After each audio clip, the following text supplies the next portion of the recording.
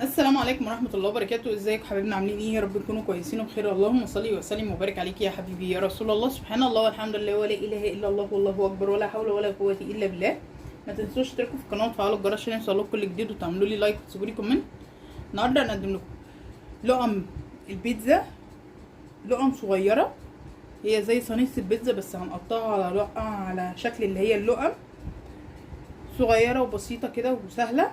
معايا كوبايتين ونص من الدقيق، معايا معلقتين لبن بودرة، معلقتين خميرة اللي هي المعلقة الصغيرة، لان انا حاطة منها معلقتين يعني بمقام معلقة كبيرة من دي. تمام كده. معايا معلقة بيكنج باودر، معلقة ملح، معلقتين سكر، معايا مية دافية للعجن، معايا معلقة خل، ومعايا ربع من كوباية من الزيت. يلا بينا نبدأ. معايا بقى هنا الطبق بتاعي، هنزل بالمية الدافية. لازم تكون مية دافية مش مية سخنة ولا مية ساقعة عشان تتفاعل مع الخميرة. هنزل بالزيت وهنزل بالخل. الخل بيساعد على هشاشة العجينة. وهنزل بالمواد بقى اللي هي اللبن البودرة والخميرة والبيكنج باودر. زي ما حضراتكم كده شايفين البيكنج باودر بيتفاعل مع الخل. هنقلب بقى كده.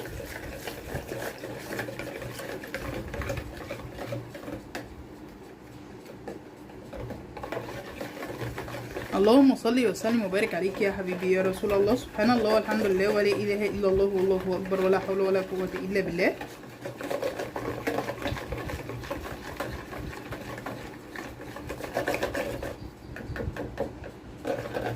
انا كده قلبته كويس.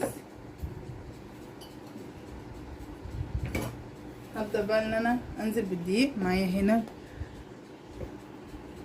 ندخل الدقيق. اللهم صل وسلم وبارك عليك يا حبيبي يا رسول الله. سبحان الله والحمد لله ولا اله الا الله والله اكبر ولا حول ولا قوة الا بالله.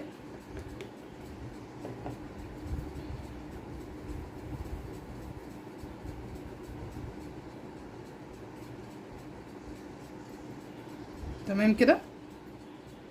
طبعا بدخل الدقيق كله. دول كوبايتين ونص من الدقيق. هي بطريقة سهلة وبسيطة مش مكلفة. وهنشوف احنا هنحط عليها حشوة ايه. تمام كده. نبدأ بقى نقلب.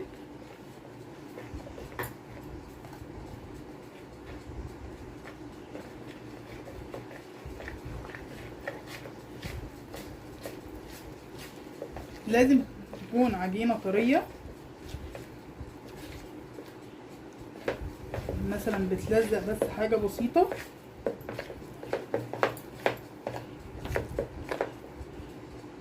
هي كده عجينة طرية قوي. هنحط عليها نص كوباية من الدقيق كمان.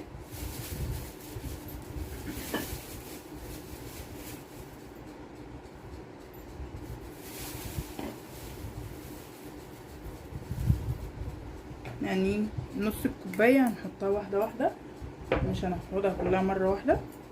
تمام. اللهم صل وسلم وبارك عليك يا حبيبي يا رسول الله. سبحان الله والحمد لله ولا اله الا الله والله اكبر ولا حول ولا قوة الا بالله. بعجنها الاول بالمعلقة وبعد كده بستخدم ايدي. تمام.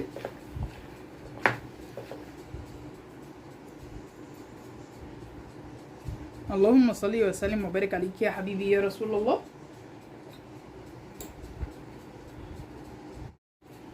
زي ما حضراتكم كده شايفين. نبدأ بقى نعجنها.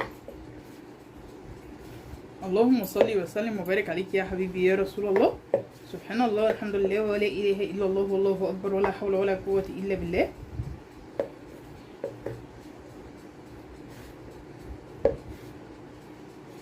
زي ما بقول لكم كده لازم تكون معايا عجينة طرية بتلزق حاجة بسيطة. تمام.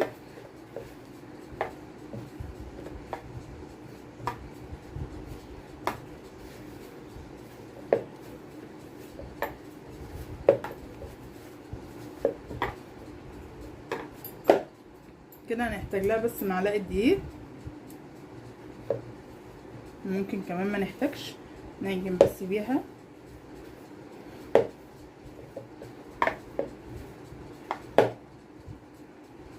تمام.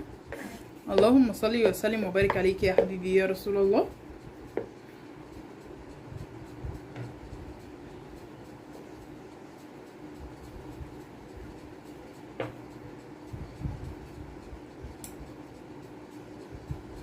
رشة دقيق كده، سهلة وبسيطة ومش مكلفة، يعني بكوبايتين ونص من الدقيق هنعمل كمية كبيرة. تمام. نفضل نعجن بيها فيها 10 دقايق، وبعد كده ارجع لكم تاني. زي ما حضراتكم كده شايفين، هي طبعا احتاجت بق ميه عشان تبقى طريه معايا. انا عايزه تكون عجينه طريه بتلزق حاجه بسيطه قوي. انا حطيت لها معلقه ميه. تمام كده. اللهم صل وسلم وبارك عليك يا حبيبي يا رسول الله. سبحان الله والحمد لله ولا اله الا الله والله اكبر ولا حول ولا قوه الا بالله. تمام.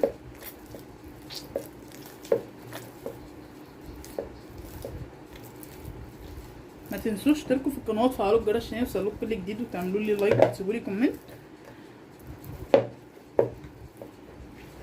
بلاش التعليقات السلبيه.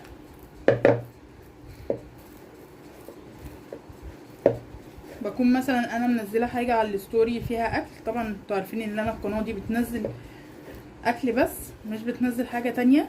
انا بحب القران على الاكل، بنزل قران، بنزل شويه اغاني، بس في العموم كله قران. ده قران ربنا. اللهم صل وسلم وبارك عليك يا حبيبي يا رسول الله. عشان لقيت كذا كومنت سلبي زعلني جدا. تمام. وساعات باخد الحاجه على اعصابي، يعني الكومنت بيكون على اعصابي، بتنرفز وبزعل جدا. تمام كده اهو. لازم تكون التلزيقه البسيطه دي. اللهم صل وسلم وبارك عليك يا حبيبي يا رسول الله. سبحان الله والحمد لله ولا اله الا الله والله اكبر ولا حول ولا قوه الا بالله.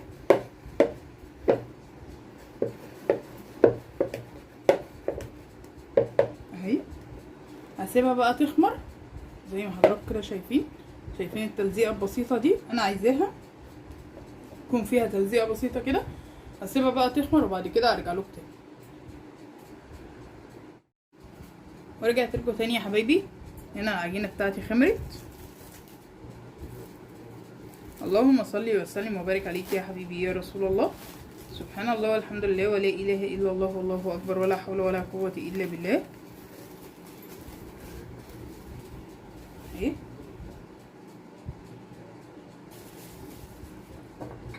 هنحط بس رشه دقيق كده من تحت. تمام. نبدا بقى. اللهم صل وسلم وبارك عليك يا حبيبي يا رسول الله. سبحان الله والحمد لله ولا اله الا الله والله اكبر ولا حول ولا قوه الا بالله. بنتعامل معاها بكل هدوء.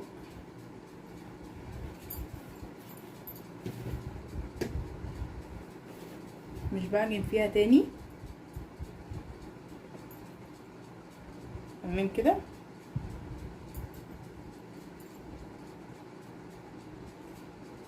زي ما حضراتكم كده شايفين اهو. ندخلها بس كده جوه بعضها شويه. بفرد الدقيق، بفردها بقى بسمك 1 سنتي.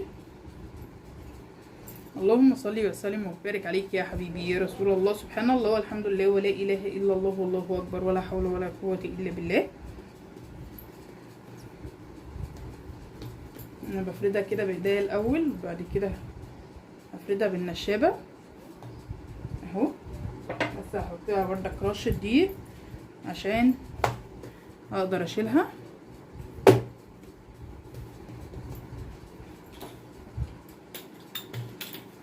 اللهم صل وسلم وبارك عليك يا حبيبي يا رسول الله. سبحان الله والحمد لله ولا اله الا الله والله اكبر ولا حول ولا قوه الا بالله.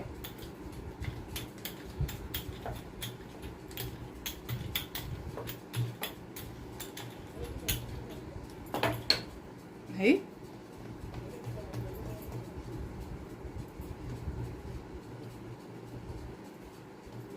اللهم صل وسلم وبارك عليك يا حبيبي يا رسول الله. ورجعت لكم تاني يا حبايبي. طبعا الرينج لايت فصل تمام كده. هنحط بقى رشه دقيق.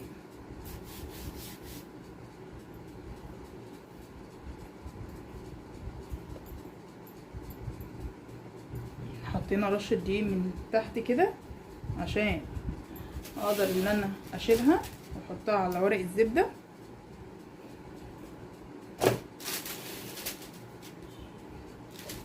لازم معانا يكون ورق زبده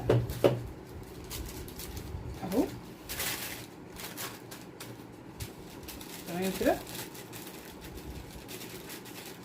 اللهم صل وسلم وبارك عليك يا حبيبي يا رسول الله. سبحان الله والحمد لله ولا اله الا الله والله اكبر ولا حول ولا قوه الا بالله.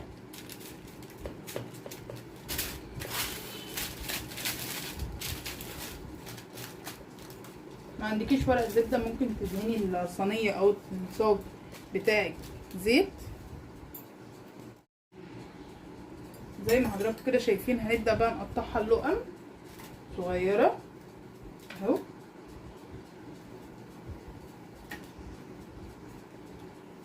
اللهم صل وسلم وبارك عليك يا حبيبي يا رسول الله. سبحان الله والحمد لله ولا اله الا الله والله اكبر ولا حول ولا قوه الا بالله.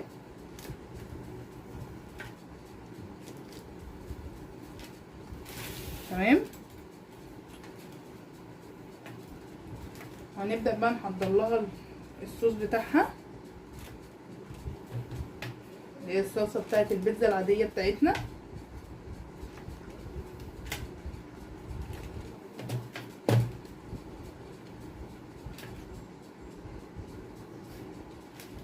تمام كده.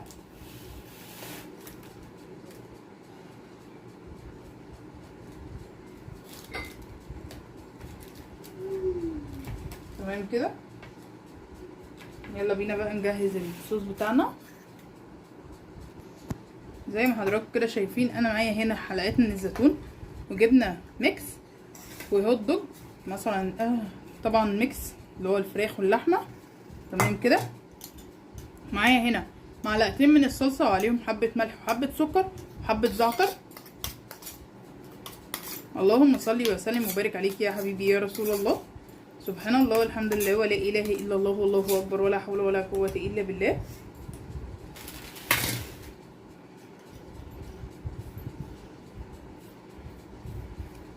عايزه تحطي عليها كاتشب تمام. تحطيها حبه ملح وحبه زعتر. تمام كده. اللهم صل وسلم وبارك عليك يا حبيبي يا رسول الله. سبحان الله والحمد لله ولا اله الا الله والله اكبر ولا حول ولا قوه الا بالله.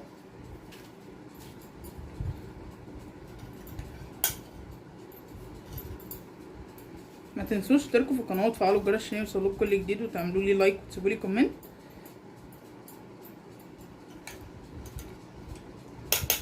طريقه سهله وبسيطه مش مكلفه.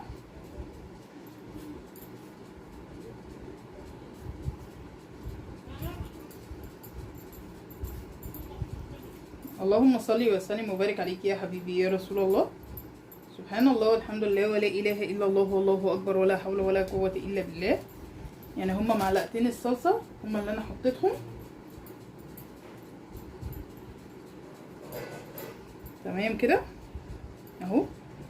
هما بالظبط على القد كفوا معايا ولا طلع منها زياده ولا ناقص.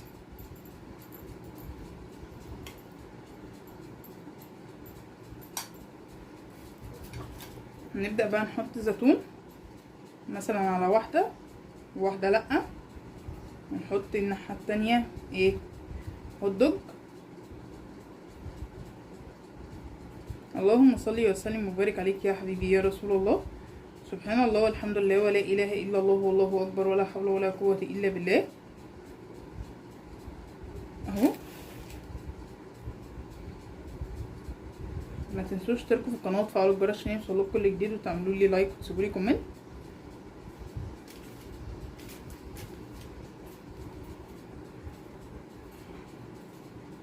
انا جايبه هنا بالزيتون حلقات، جايبه ب10 جنيه،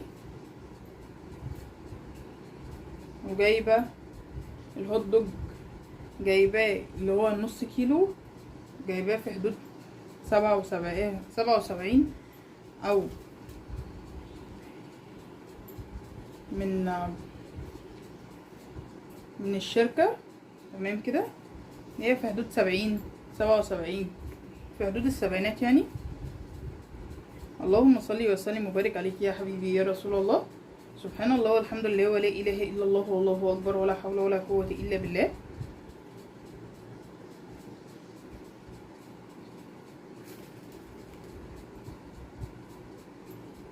احنا كده حاطين على البيتزا كلها الزيتون.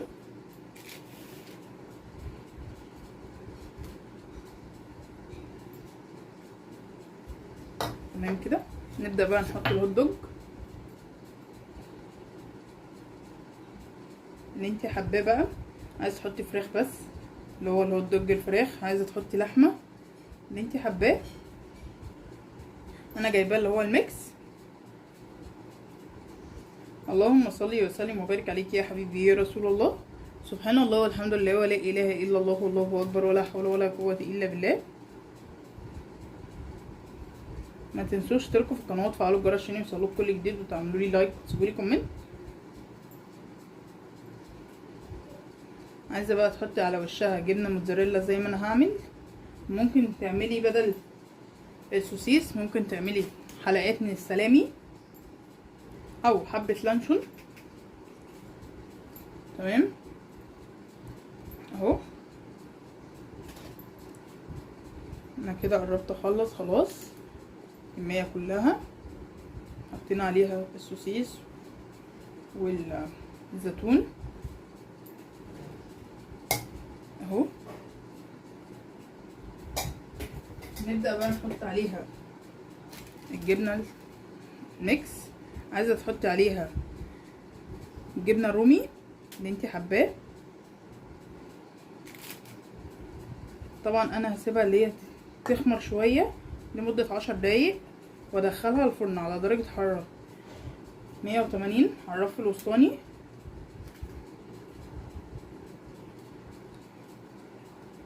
هتاخد في حدود من 10 دقايق لربع ساعة او 12 دقيقة، اللي هو من 12 دقيقة لربع ساعة. واول لما تخرج نغطيها. هنعملها زي معاملة المعجنات الاساسية عشان تبقى طرية معانا، اللي هي زي الفطاير وكده. تمام كده. اللهم صل وسلم وبارك عليك يا حبيبي يا رسول الله. سبحان الله والحمد لله ولا اله الا الله والله اكبر ولا حول ولا قوة الا بالله.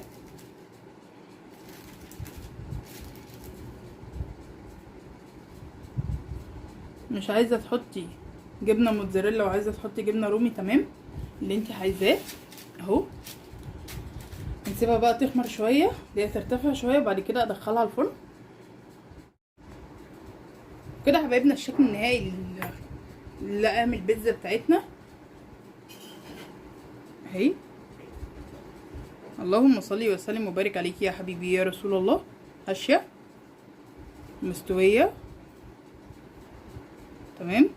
اللهم صل وسلم وبارك عليك يا حبيبي يا رسول الله. سبحان الله والحمد لله ولا اله الا الله والله اكبر ولا حول ولا قوة الا بالله. ما تنسوش تشتركوا في القناه وتفعلوا الجرس عشان يوصلكوا كل جديد، وتعملوا لي لايك وتسيبوا لي كومنت. والسلام عليكم ورحمة الله وبركاته.